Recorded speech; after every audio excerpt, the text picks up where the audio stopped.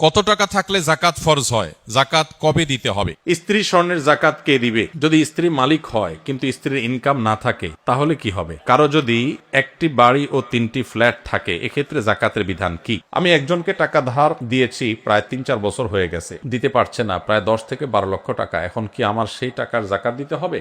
জাকাত কত টাকা হলে ফরজ হয়? এর উত্তর হলো, কেউ যদি 52.5 ভরি রূপা, এটা অথবা রূপার সমমূল্যের সম্পদ, নগদ অর্থ, ব্যাংক ব্যালেন্স অথবা ব্যবসার মাল, যে পণ্য কেনা হয়েছে বিক্রির জন্য, এরকম কোনো মাল যার কাছে আছে যেটার মূল্য দাঁড়ায় 52.5 ভরির সমান, এইরকম সম্পদের মালিক যদি কেউ হয় এবং সে সম্পদ তার কাছে 1 বছর থাকে, তাহলে 1 বছর পর ওই সম্পদের বাজার মূল্য হিসেব করে 1 বছর পর 2.5% জাকাত দিতে হবে, অর্থাৎ লাখে 2,500 টাকা।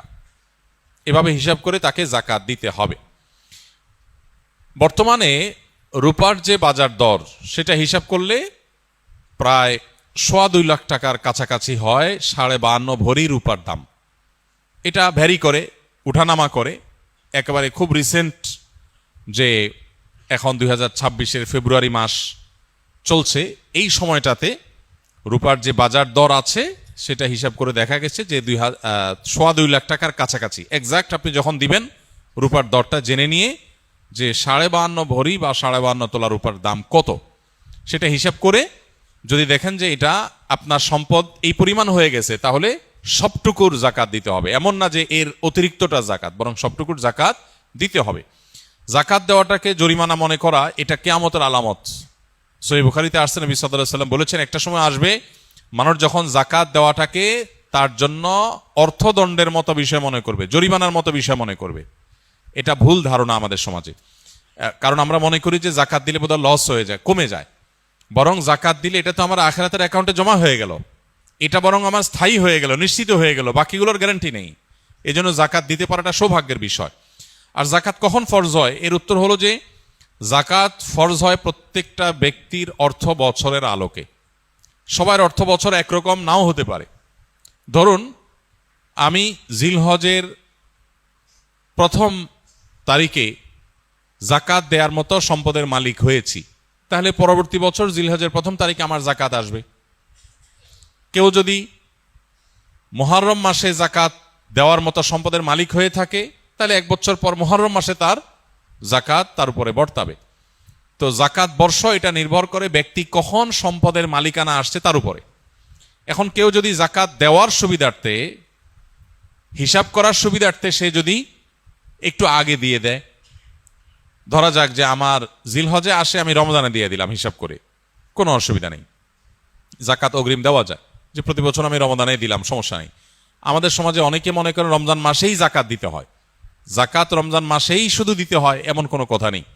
তবে এটা ঠিক, রমজান মাস আমলের মাস, সওয়াবের মাস, এ মাসে আমরা বেশি বেশি সওয়াব হাসিল করার চেষ্টা করব ইনশাআল্লাহ বিইذনিল্লাহ। সেই জায়গা থেকে আমরা নফল দান, অন্যান্য সাদাকা করব, এবং বিশেষভাবে যদি জাকাত দেওয়ার চেষ্টা করি ইনশাআল্লাহ, সেটাও আল্লাহ তাআলার কাছে আমরা বিশেষ আজরের আশা করতে পারি।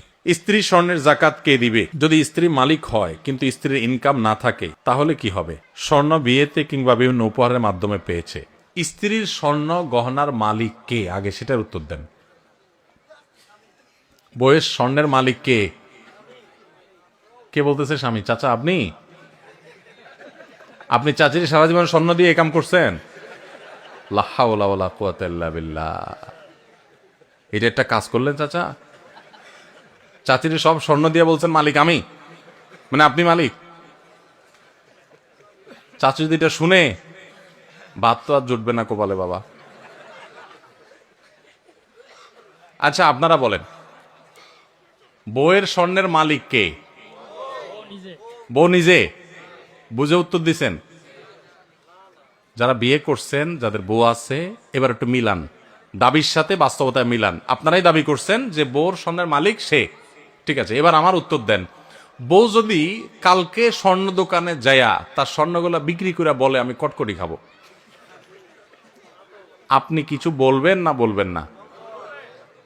বাস্তবতা বলেন, আমাদের সমাজের বাস্তবতা। স্বামী যদি, বউ যদি যায় তার সব স্বর্ণ বিক্রি করে টাকা পয়সা আয় না, কিছু তার বাপেরে, কিছু তার মায়েরে, মানুষকে দিয়ে দিল, তার মনে হচ্ছে একটু চাইনিজ কিনে এনে খাইলো, একটা শাড়ি চুড়ি কিনলো, টাকা উড়াইলো, আপনি কি কিছু বলবেন নাকি বলবেন না?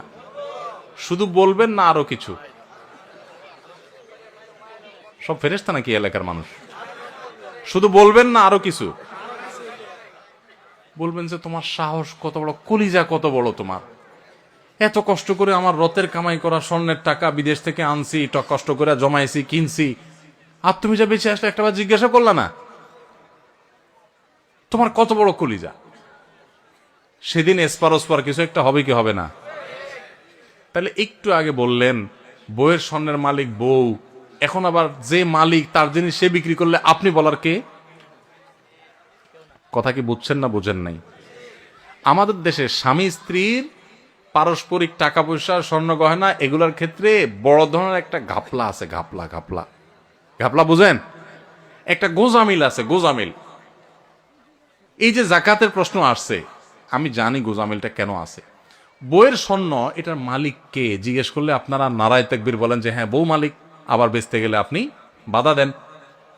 আবার বিদেশ যাওয়ার সময় বলেন যে স্বর্ণগুলা দাও, বেচে দিই, কত স্বর্ণ হয়ে যাবে। তো সে মালিক হলে আপনি নেওয়ার কে? আপনি তো তার কাছে দরখাস্ত লিখবেন, বরাবর ম্যানেজার অত্র বাসা, বিষয় ঋণ মঞ্জুরির আবেদন, জনাব যথাবিহিত সম্মান প্রদর্শন পূর্বক নিবেদন এই যে আমি অধম গরিবের ছেলে, বিদেশ যাওয়ার নিয়ত করিয়াছি, আমার ভিসা টিকিট ইত্যাদির টাকা ব্যবস্থা করার ক্ষমতা নাই। মহান আল্লাহ আপনাকে যে স্বর্ণ গহনার মালিক বানিয়েছেন, অনুগ্রহ করে সেখান থেকে কিছু স্বর্ণ বিক্রি করে আমাকে ধার দেওয়ার বিনীত অনুরোধ জানাচ্ছি। আমি যথাসময়ে আপনার ঋণ পরিশোধ করিব। আমার ঋণ সুদমুক্ত ঋণ মঞ্জুর করিয়া আপনি বাধিত করবেন, বিনীত আপনার অধম স্বামী। আপনি তো এরকম দরখাস্ত লিখবেন না, লিখা তার স্বর্ণ নিয়ে বেঁচে চলে আসতেছেন। তাহলে বোঝা গেল মুখে বলতেছেন সে মালিক, বাস্তবে কিন্তু আপনার আচরণ দ্বারা প্রমাণ করতেছেন সে মালিক না, তাকে আপনি জাস্ট দিছেন, মনে চাইলে নিয়ে যাচ্ছেন। স্বামী স্ত্রীর অ্যাকাউন্ট একেবারে পরিষ্কার হতে হবে। অনেক মহিলা আছে ওই স্বামীর পকেটের টাকার ক্ষেত্রে একই কাম করে, মনে করে আরে আমরাই তো। এত সোজা না। স্বামীর পকেট থেকে টাকা নেবেন, স্বামীর পারমিশন লাগবে, এটা তার, আপনার স্বর্ণ আপনার, তার টাকা তার। আমরা এই সমস্ত কথা উঠাইলে, স্বামী স্ত্রী যদি এই সমস্ত কথা উঠায়, স্ত্রীরাও বোকা কিসিমের, তারাও বুঝতে চায় না, বলে তুমি কি আলাদা করে দিচ্ছ আমাকে? এটা কোনো কথা? এগুলো আমার স্বর্ণ, আমি যা ইচ্ছা তা করবো, ওইগুলো তোমার টাকা, তুমি এত এত দূর দূর করলে কি স্বামী স্ত্রী থাকা যায় নাকি একসাথে?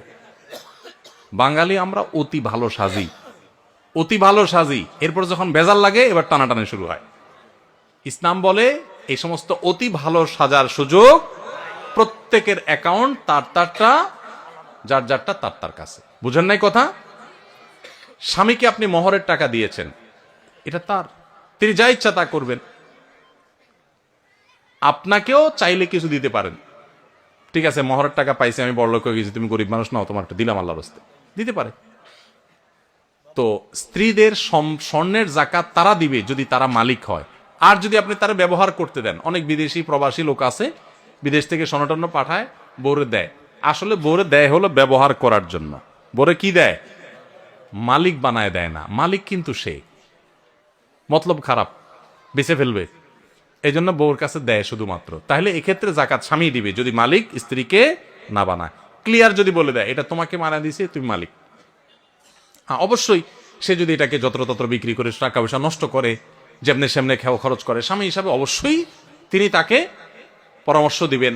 সেটা হবে হিতাকাঙ্ক্ষী সুলভ, সেটা খবরদারি সুলভ না যে তুমি এটা কাজ করলা, যেন তেনভাবে করে ফেলছো, তোমারই তো জিনিস, তোমারই কাজে লাগতো, আর একটু ভালো কাজে লাগাইতা, আরো দাম বাড়তো তখন দাম পাইতা, আমার একটু জিজ্ঞেস করতা কোথায় একটু বেশি ভালো দাম পাওয়া যায়, ইত্যাদি ইত্যাদি। হিতাকাঙ্ক্ষী সুলভ আপনি সেখানে কথা বলতে পারেন, সেটা না করে আপনি করেন কি খবরদারি সুলভ। ঠিক না ঠিক? এগুলো করা যাবে না।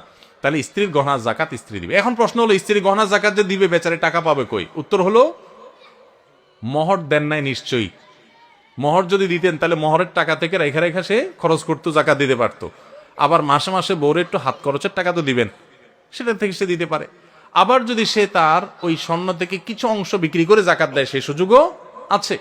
আবার স্বামী যদি তার জাকাতটা দিয়ে দিতে চায়, সেই সুযোগও আছে। তবে তাকে বলতে হবে যে তোমার স্বর্ণের জাকাত আমি দিয়ে দিলাম, নিয়ত করে নিবে, সে জাকাত আদায় হয়ে যাবে। কারো যদি একটি বাড়ি ও 3টি ফ্ল্যাট থাকে, এক্ষেত্রে জাকাতের বিধান কি? বাড়ি কিংবা ফ্ল্যাট এটার ভাড়া দিয়া তার সংসার চলে, এরকম যদি হয় তাহলে সেক্ষেত্রে তার ওই বাড়ি বা ফ্ল্যাটের মূল্যের উপরে জাকাত আসবে না। কিন্তু ফ্ল্যাট বা বাড়ির যে ভাড়াগুলো উঠে, এগুলা থেকে তার সংসার খরচ হওয়ার পরে যদি জমে, এই জমানো টাকার উপরে কি আসবে? জাকাত আসবে। তাহলে মূল বাড়ি বা ফ্ল্যাটের যে দাম, ওইটার উপরে জাকাত আসবে।